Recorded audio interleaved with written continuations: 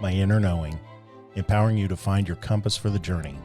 We are dedicated to supporting you to rediscover and trust your natural ability to navigate life each day by sharing insight and experience through the lens of two professional communicators and their guests. We intend to prompt internal inquiry that supports all those willing to explore a unique path.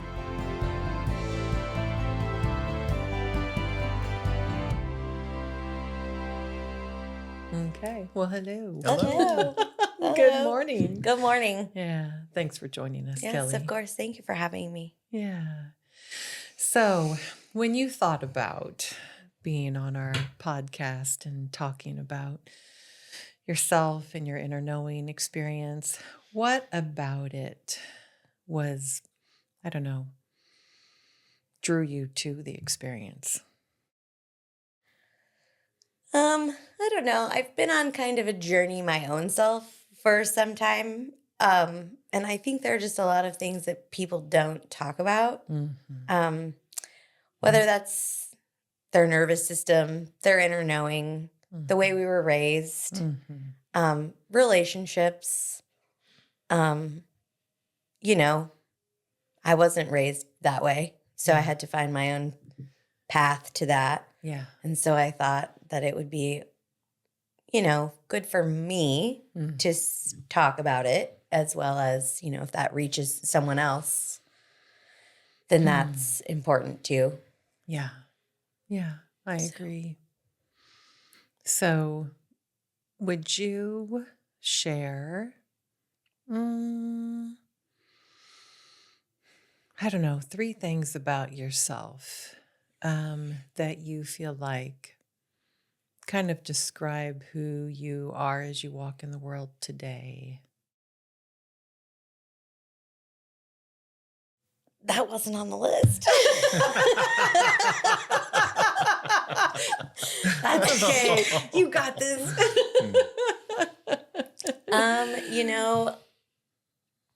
I am very empathetic, and that has not always been a good thing because I feel what everyone else feels all the time.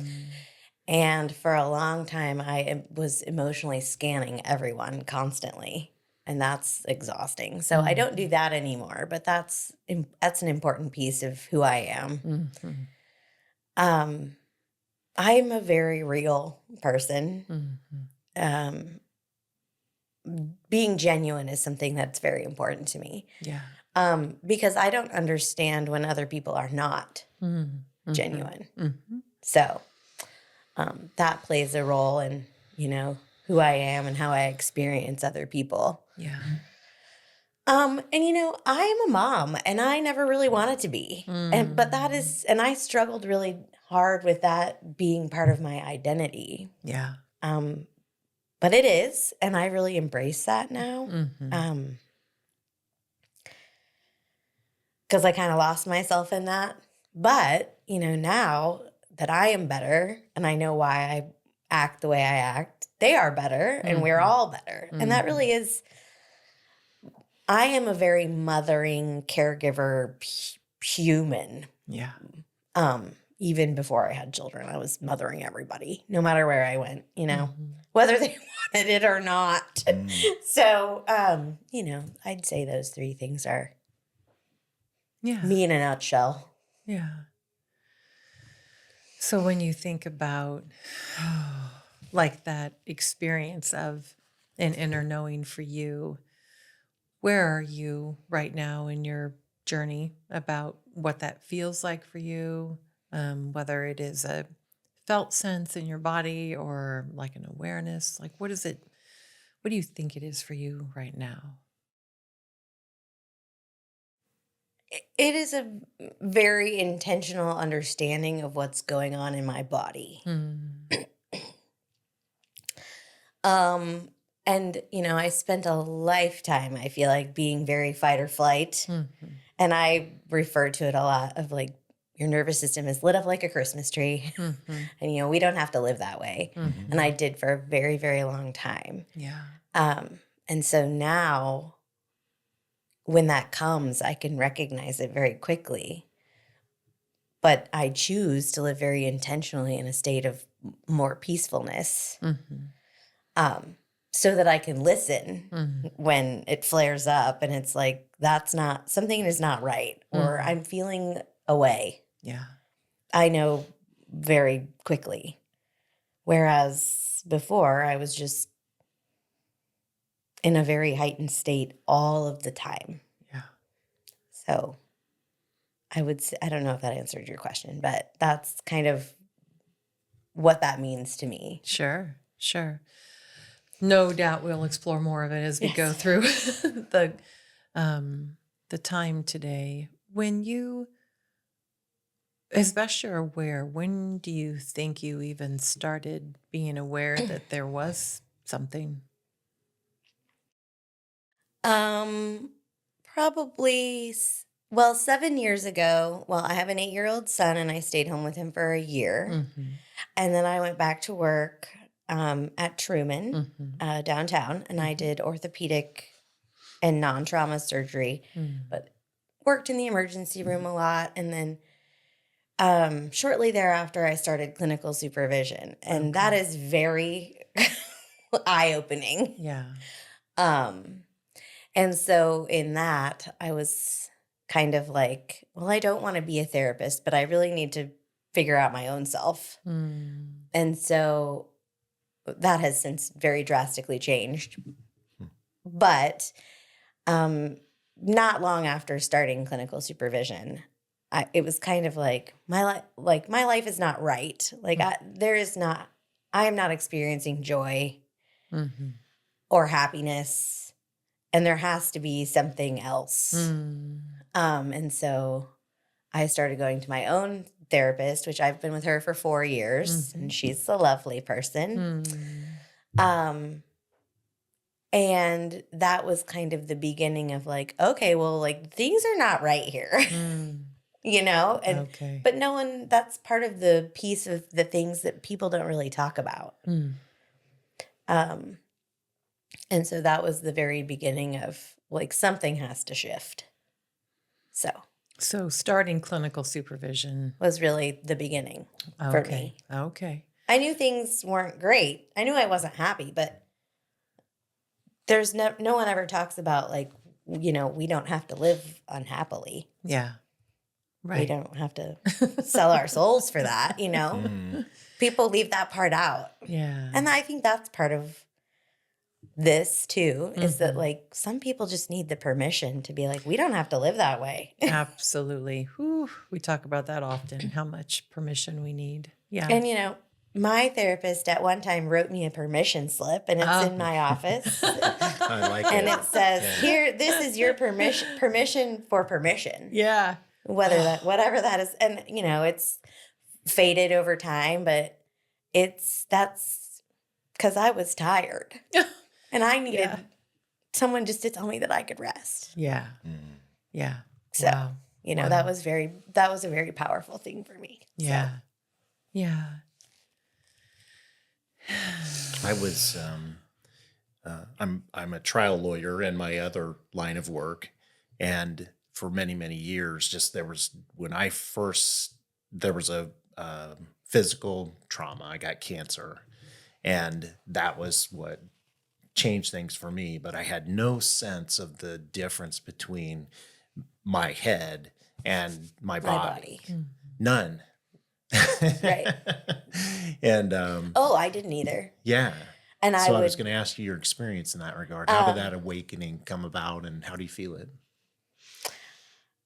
Well, you know, working in a level 1 trauma at a safety net hospital, you know, we're all there for a reason. And that's, you know, we want to help people, but we're not saving the world. And there aren't enough resources in Kansas City to save the world. So one, we were very trauma bonded to one another. Sure.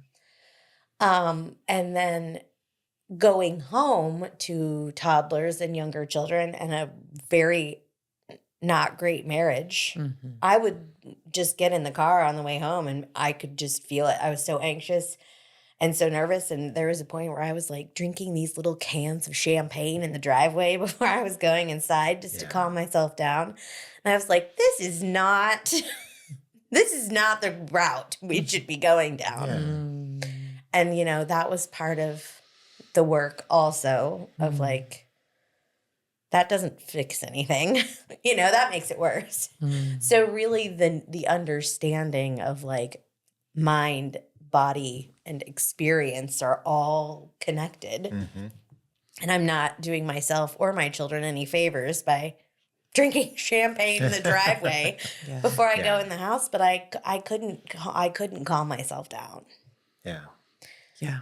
So I can now.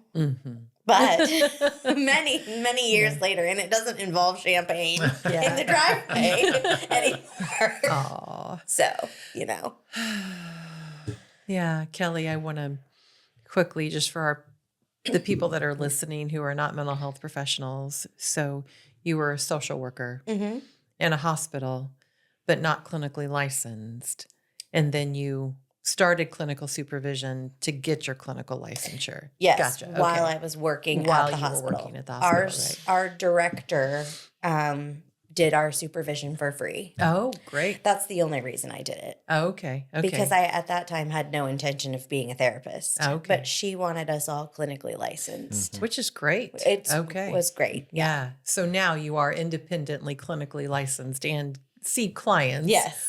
On Saturdays as well as your job. Yes. That you have at Truman. Yeah. Okay. Oh, gotcha. no, I'm not at Truman not anymore. At Truman. I Okay. left in December of 22 after the pandemic. Well, after some of the pandemic had settled. Right. And working in healthcare during that time was the trauma experience in itself. Yeah. And everybody just deserved better from me, and I didn't have it to give. So I work from home for an insurance company now. Okay. And it's lovely. It's very chill. It's not, we do what we can do and then we move on. Okay. Where, you know, in the hospital setting, that's not the case. Yeah. You know? Yeah. It's more, we need more. Why aren't you doing more? So with that said, I am very, very fulfilled both ways. Gotcha. Okay. Yeah. Helpful. Yes. Yeah. To understand. Yes. Yeah. So on this journey, 7 years that you've been exploring it more intentionally, what are some of the things that you have explored that you have found helpful in supporting you? And I mean, books, people, you know, I don't know, teachers, classes. Yeah. So I think a few years ago, 3.5-ish years ago, I read How to Do the Work, which is Nicole LaPera's first book. And that was a doozy. I mean, that's not like a sit down quick read by any means. I think it took me 5 or 6 months to get through it. Yeah. But really the concept of, you know, reparenting your inner child, which really is just, you know, your nervous system. And working through that with, you know, my therapist. I don't know. Can I say her name? Oh, of course. It's Theresa. Oh, yeah, Thurwinger. Thurwinger is my therapist. Yeah. And, you know, she's been very pivotal in this. I wrote down some things. You know, Glennon Doyle, even though not a licensed professional like we are, reading her book was lovely. Very much the permission of we don't have to live like this at all for anyone, for any purpose. And, you know, I do, you know, all social workers have read all the Brené Brown books, but, you know, she's great. Her purpose is great. And, you know, some of that sprinkles in just about how important it is to be vulnerable. But also, like, I have a really good friend group. And, you know, they're small. There's not a ton of them. Yeah. But they don't take advantage of my empathy or the capacity to just trauma dump on me all the, some people do that. They're like, oh, you're a therapist. Let me just let me just give this to you. Yeah. Could you hold this for me, Hold please? it, and I'm gonna walk away. But Right. You you just keep on. it. Yeah. Tuck it away because I'll be back with more. So, just really people that protect their own peace as well as my own, have done some form of their own work and have some form of awareness of like what's going on in themselves. Yeah. There's a very different shift of, I don't know. There's a very different shift in people who have self-awareness and have done some work around that. Yeah. Yeah. And we all bring different things to the table, but I think that is a big component of this. Yeah. Not like a bunch of people fell off, but, sometimes people are for a season. Yeah. And that's okay. Yeah. So, and I'm very protective of myself. It used to be kind of perceived as aggression, maybe, or I got a lot of, you're so intimidating, which you're just intimidated by me. But, very much, not everyone deserves what we have to give. And I was very aware of that for a very long time. Yeah. And I really made people earn to be around me as a self-protective so as not to hurt. Right. And I definitely didn't go around about it the right way. But, I guess I always knew I had something to protect. I just didn't exactly know what it was at the time. Sure. So. What is the importance of being vulnerable? You've mentioned it a couple of times. Oh, I hate it. But I feel like if I can't tap into some vulnerability, then specifically, like, my clients can't do it either. Right. And that's a very fine line between, how vulnerable am I with them? Because they don't need to know my whole spiel. Right. But, even one said to me yesterday, I'm afraid we're going to open doors that I don't want to open. And I said, well, that's my job to know, one, can we go there? And two, we're not ready to go there. And so, there's a piece of being able, if I can't be vulnerable, then I can't hold theirs. Yeah. Outside of the therapy room. I don't want to. I'm not asking you to be. No. I'm interested in the process. I mean, you can share whatever you want, but Yeah. what is the importance to you in your life of being vulnerable? Learning that process. What's the power in it? I just feel like if we can't tap into our own vulnerability, then we can't really know ourselves and we can't really have powerful connections with other people. And, I'm raising 2 boys and really I feel like it's important for them to be able to do that because, it's hard out here raising 2 white men, like I want them to be held to a different standard of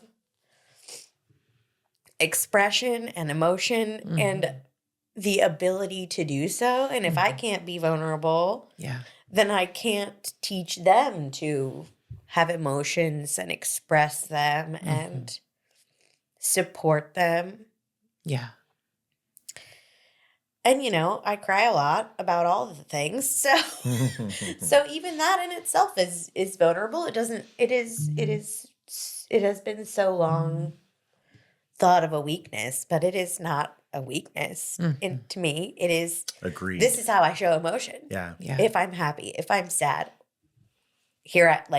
doing this out here, like being naked, No. like naked and wild out here. Yeah. But, you know, it is. And I hid it for so long because that's weakness. And it's not. That's just people show emotions by doing all kinds of things. Yes. Sure. And this is mine. Yeah. And, you know, if I can't, you know, tap into some vulnerability, I can't connect with anyone. Right. Yeah. Not truly. Right. Yeah. Yeah. It's not my favorite thing to do, though. I mean, you know, it's hard. It's really part of doing your work, as we Right. say, right? Right. Which is looking at the reality of you, right? Right. But also with other people.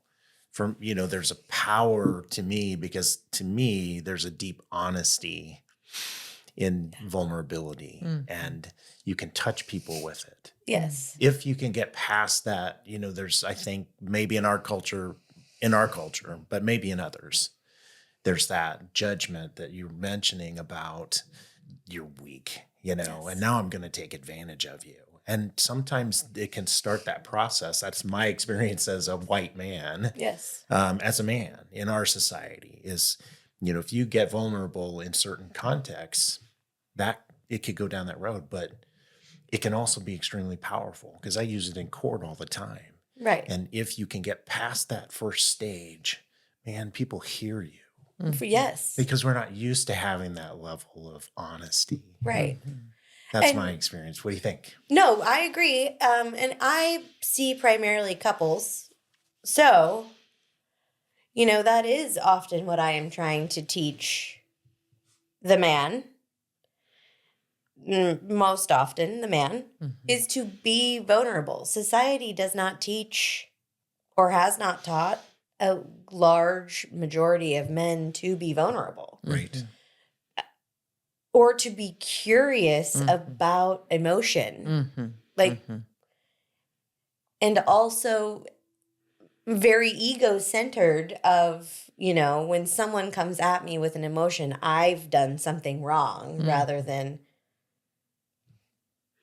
how can we be curious about this? And the level of vulnerability that takes to be willing to even hear, okay, maybe I did something wrong. Maybe I did do it. But I'm going to hear you and I'm going to make change. And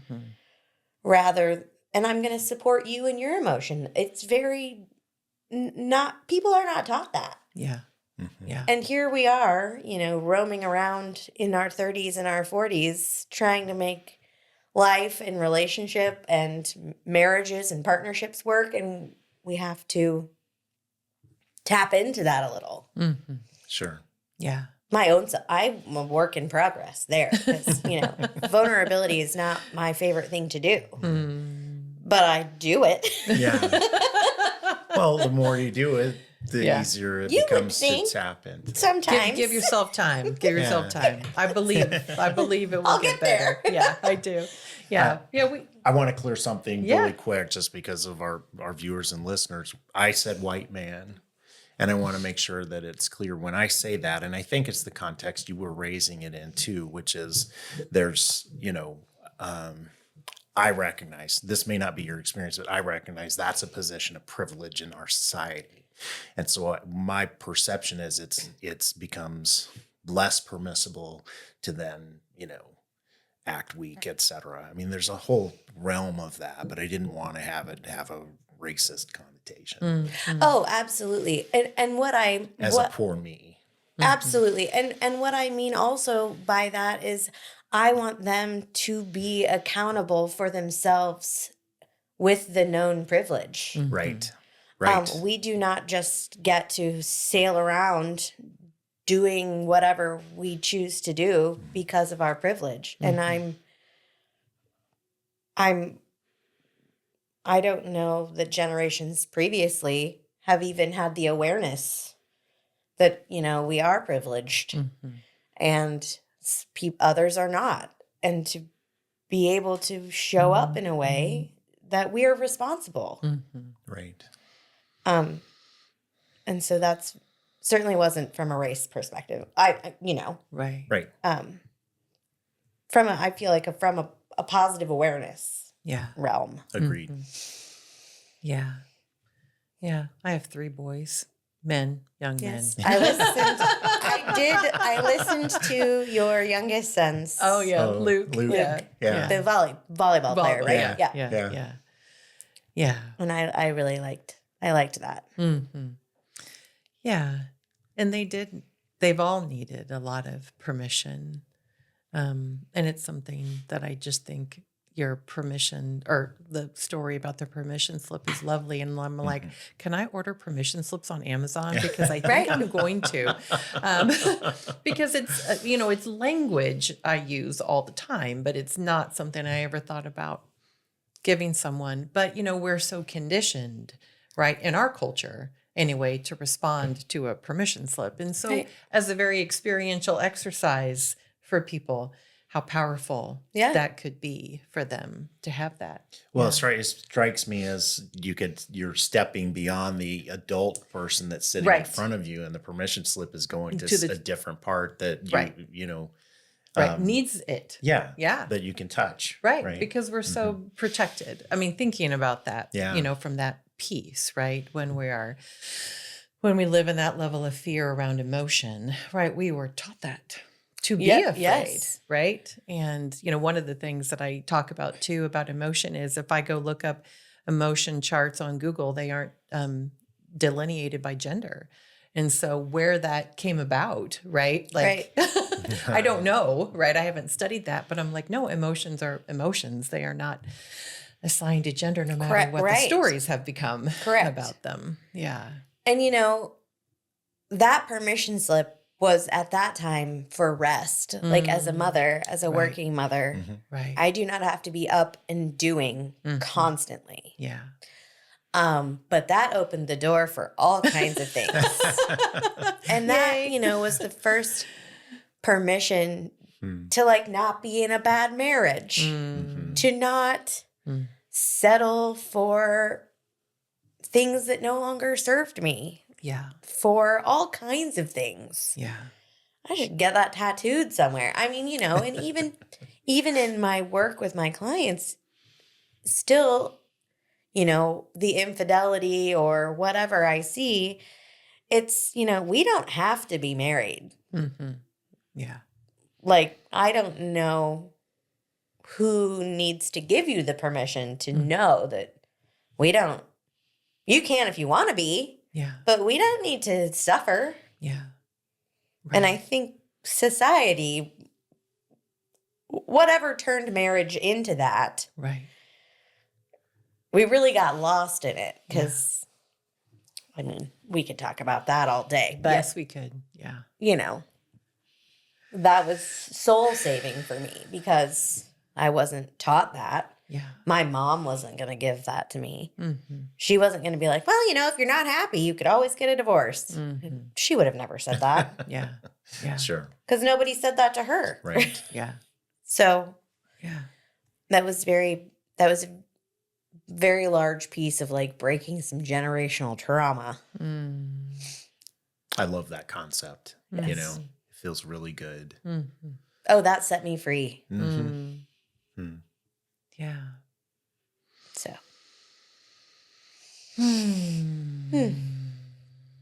You have mentioned a couple of times, I had no intention of being a therapist, and there was like a emotional piece behind that. I'm wondering what that was. I'm not sure exactly what piece. I don't know exactly how I got there, but my original intention was to be a sex therapist who specialized in LGBTQ and gender reassignment. Now with healthcare and the way things have moved, most of those folks are in LGBTQ clinics, and the psychiatrist signs off on those. And, there's one at Truman, there's one at KU. We are not a big enough metropolitan area for there to be a huge need for someone to do that all over, everywhere. Okay. So that kind of morphed into, I really do enjoy seeing couples because, social workers are nosy. And I'm going to have to think about that. Keep going. Keep going. we are so nosy. And I'm like, oh, tell me more. I want to know the whole story. Don't leave anything out. And so I get a lot of therapists don't care to see couples, and I love it because it's two people to be nosy about and figure out, kind of how to get in there and repair their relationship. So I find a lot of joy in that. It's very cup filling for me. I do see some individuals I've worked with, and that I do incorporate the LGBTQ piece of that. A lot of my couples are not traditional relationships, and I kind of prefer that. And that's been really fulfilling for me in a way that I never thought to be. Most of us thought we'd stay at Truman forever. Sure. We loved it there at one point, and that was our calling, and we were going to stay. Yeah. So it wasn't like now I got to figure out what to do, but it was kind of like, this really speaks to me. And so, just seeing a few people a week turned into, I do see more than a few people a week, but it is very cup filling now. And in a way I didn't think it would be. Yeah. Yeah. But I've done a lot of my own work to be able to do this. Sure. That was a place, when I would say, I never wanted to be a therapist. I had no business being a therapist. Sure. I had, no business of any of that. I had, being a therapist isn't because you went through clinical supervision and you know a bunch of stuff about the DSM, Right. And when you haven't dealt with your own stuff, then you're just projecting that onto these people sitting in front of you, trusting you with all of this vulnerability, if you will. Yeah. Yes. And it's not my place to put my nonsense that's not healed onto them. Yeah. And so it's kind of just been part of the healing journey. The the more I worked on myself, the more I felt like, okay, I could do this. And it has been a lovely journey. Yeah. Yeah. Yeah.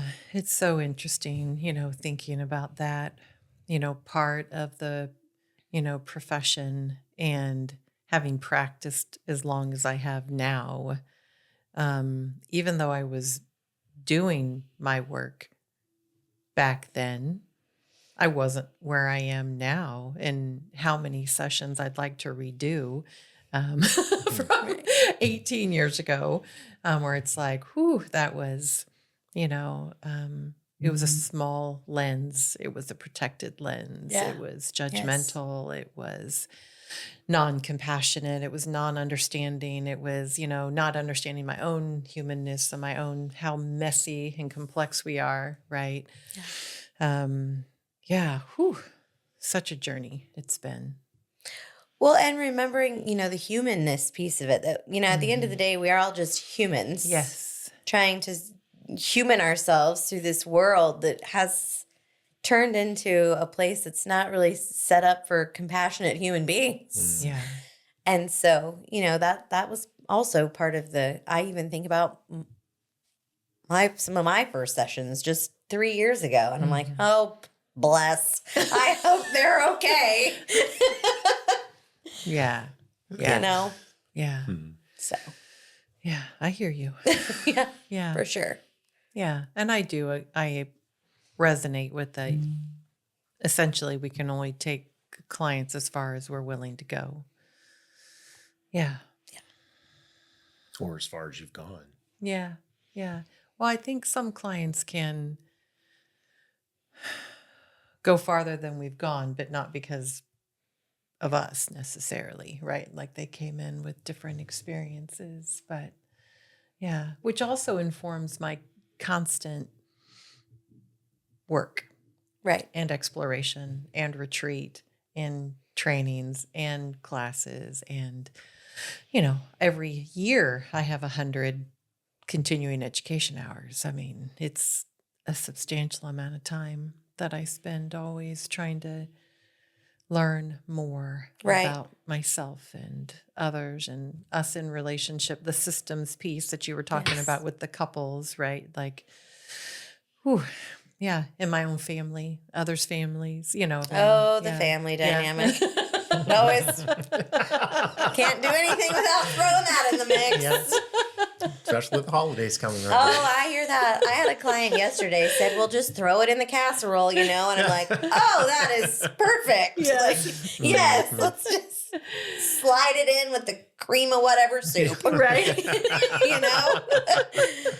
So that's, and I do definitely seek out a lot of continuing education, even if that's through books or through whatever, because everybody has a different. I'm always willing to learn something to help people in a better way. Absolutely. It doesn't have to be just, well, this is what I know, so Right. take it or leave it, Right. because I don't think that that's therapeutic. Yeah. And so I'm always searching for how I can better serve the people that sit in front of me. Right. Right. Yeah. And cause the least amount of harm as we can. Absolutely. Yeah. Yeah.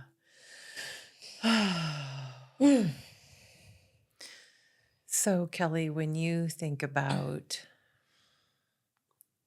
your, I don't know, more regular ways of supporting yourself, whether it's a daily practice of some kind or just how you help yourself regulate more when you recognize you're off, what are some of those things?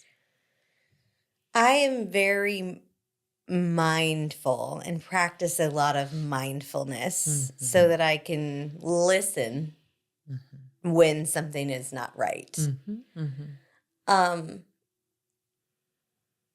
And through a lot of calming techniques and things, breathing, really, breath work is very important to me. I should meditate more, but bless me, I can't. I just, 45 seconds is, and then I'm like, well, I have things to do. And I'm sure that's the point of meditation. But unfortunately, Yeah.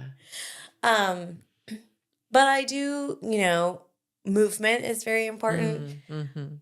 I love to be in nature. I don't do this as often as I should, but I love to go put my feet in the grass and be more grounded. Yes, yes. Going on hikes and experiencing nature is very helpful to me, especially with the beautiful weather and the bugs are dead. So I'm definitely more willing to embrace nature when the bugs are gone. Sadly, they love me, and I do not return the love. Yeah. And just being very mindful of what's going on, and protecting my peace, practicing a lot of self-compassion and self-care. Yeah. After seeing multiple clients a day, I feel like that's very important for me to recognize what I need and care for my own self so that then I can care for others. And that's a fine balance, but I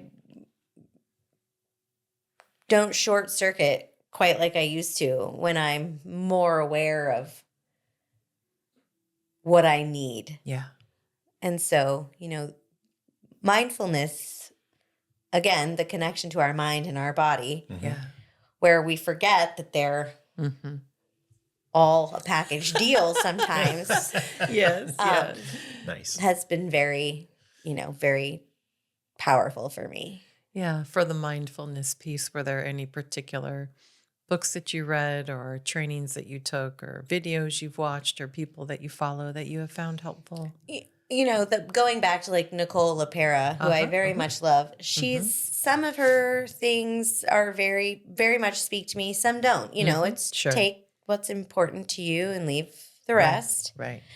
And she has a lot of prompts for, taking yourself into nature, taking yourself somewhere that brings you joy and, really surrounding yourself with, the peacefulness that comes with that.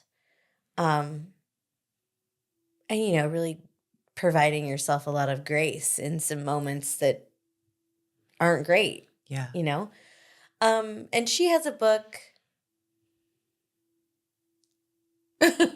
It's her second book. It's left me. That's okay. But it is how to know yourself, I think. Okay. And it's written very journal, very workbook style. Okay. There are a lot of prompts for, brief meditation guides or brief mindfulness moments that I found very powerful. Again, some of her work is take what's important to you, leave the rest. Yeah. But it was really wonderful for me to put myself in different places and connect with myself in different ways. And that was, I think it's called How to Know Yourself. That one's not going to leave me. It was very, I still pull it out and, I need to connect more with my mind or my body or my soul or my higher self or whatever that may be. Yeah. There's a prompt in there for everything. So I do really like that because, they're short and I can't always my ADD in my old age, older age has really fired up. So sometimes I just don't have the capacity for things that take long periods of time. Yeah. That's okay. And it's okay. Yeah. It's practicing. Small bits. Yeah, exactly. I always say experimenting and practicing. Yes. That's what we're doing. Yes. Yeah. And then the self-compassion piece, is that her work too? Or is that somebody else that you've... I don't really follow anybody for that. That is just my own, that just comes very much from my own knowing of like, you got to give yourself some grace or, we're just going to fall apart. Yeah. And so having a lot of, kind of always rewiring the story in my mind and, the positive affirmations, even though if I don't believe them, it doesn't matter, it interrupts the loop in there. Yeah. And so, right. Trying to be so compassionate with myself that I don't get stuck in the negative. Yeah. Yeah. Do you know what it feels like in your body when you're feeling disconnected?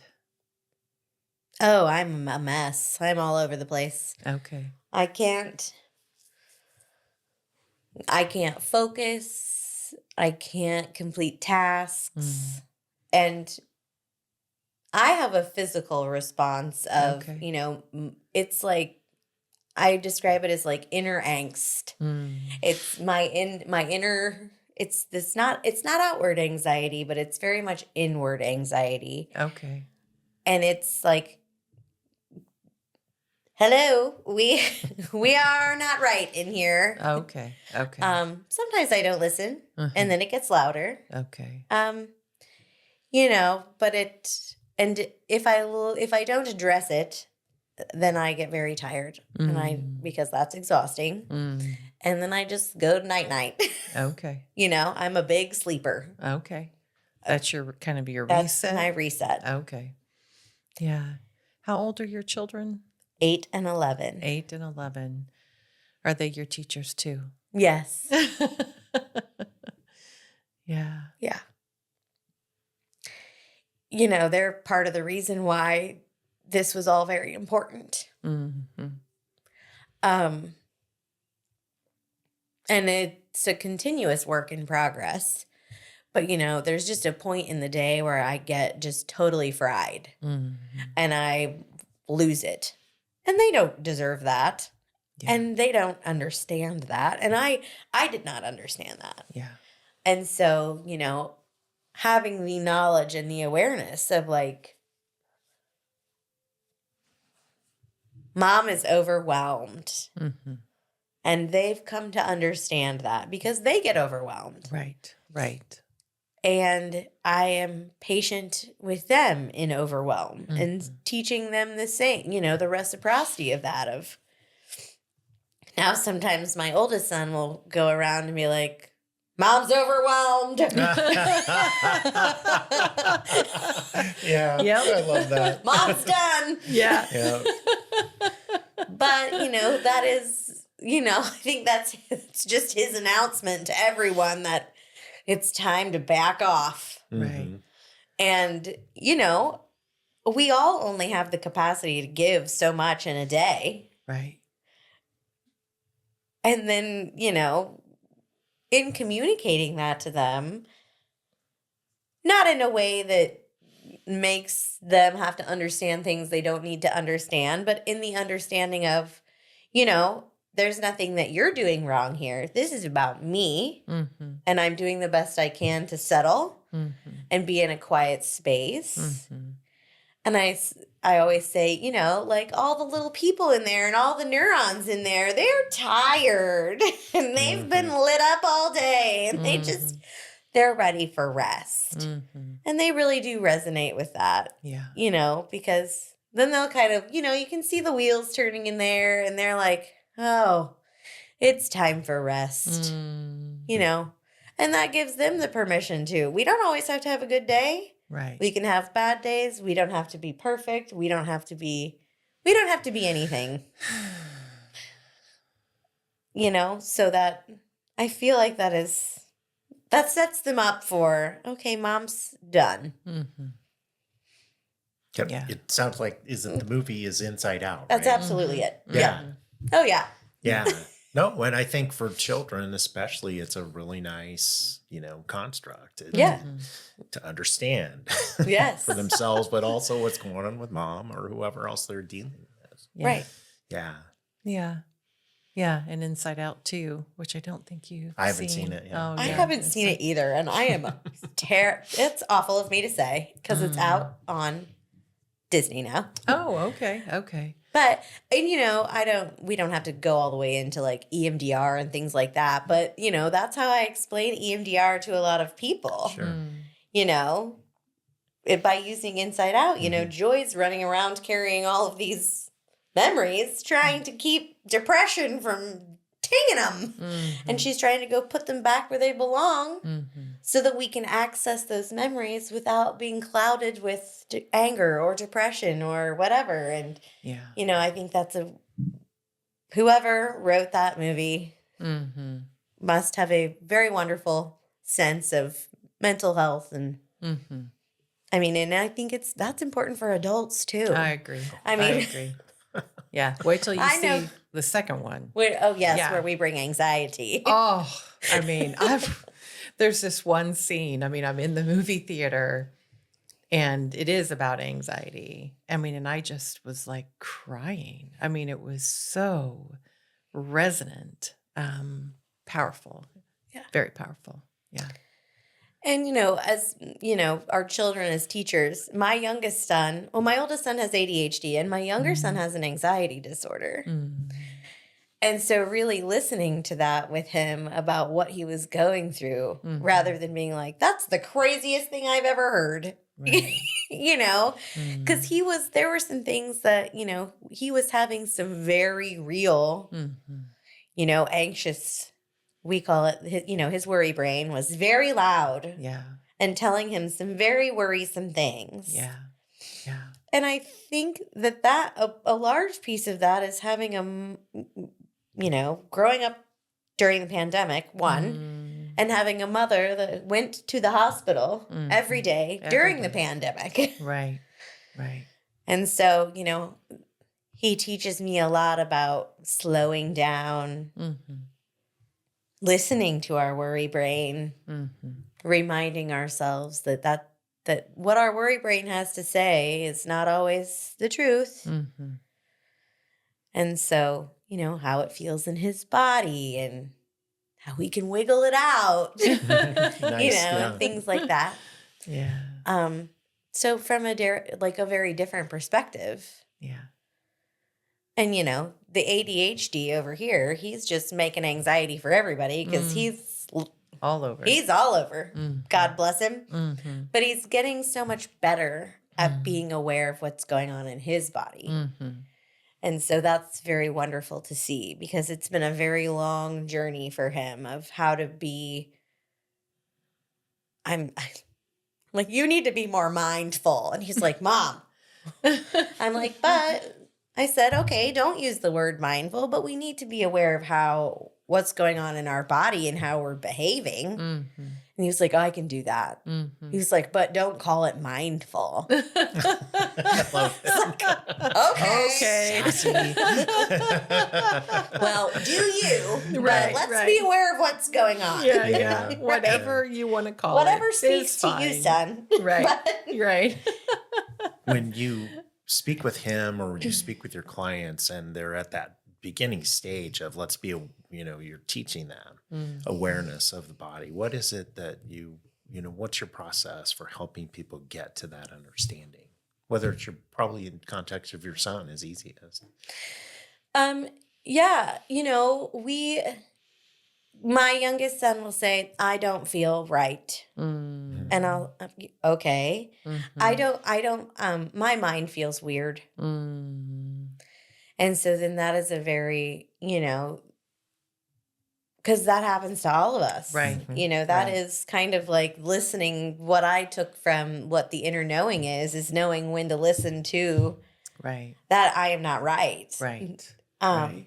So, he has some awareness that like what's going on is not fact, Mm-hmm. but to him, he doesn't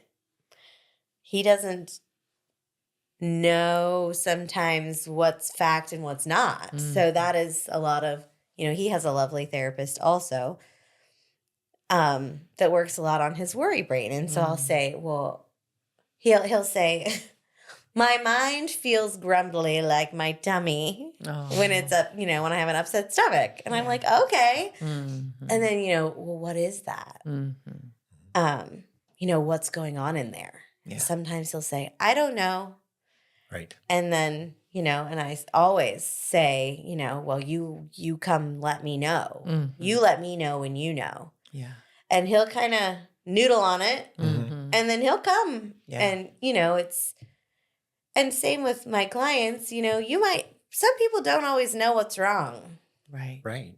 And, there's one partner over here that's trying to crawl in someone's skin and be like, excuse me, let me fix this. And then the other partner is over here like, I didn't even know anything was wrong yet. Right. Like, well, you'll get there.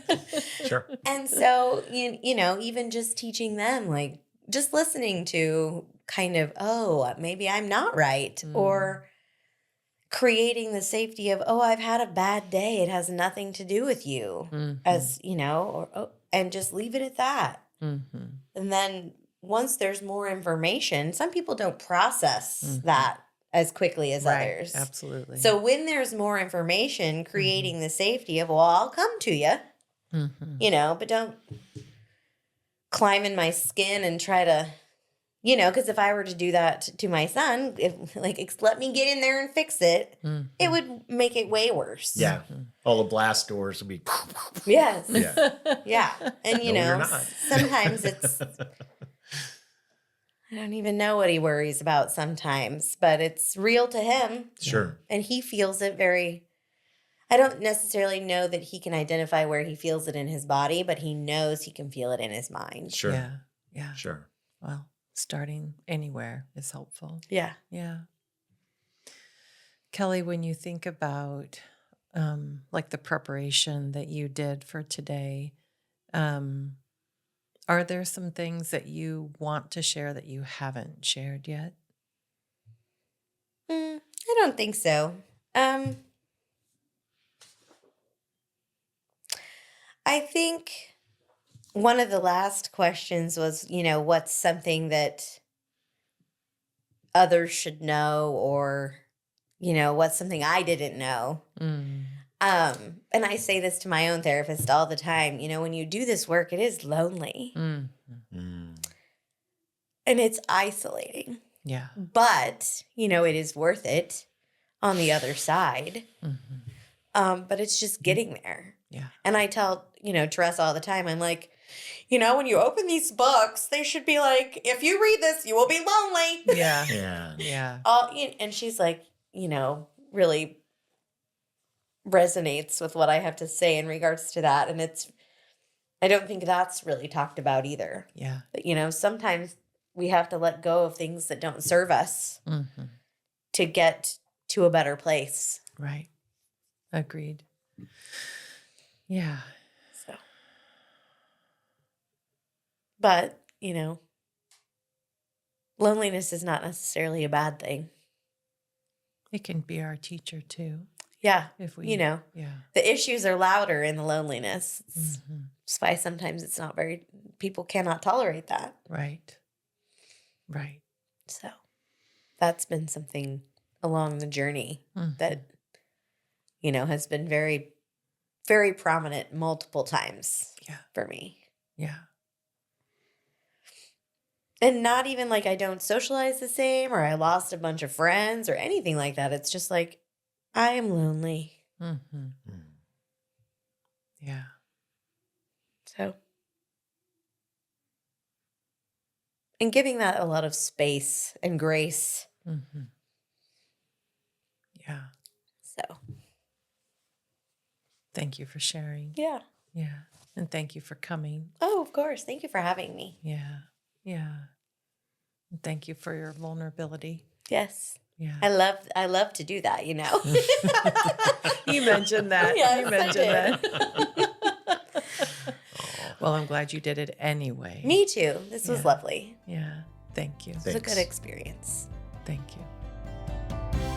Thank you for joining us today. We are excited to explore life with you.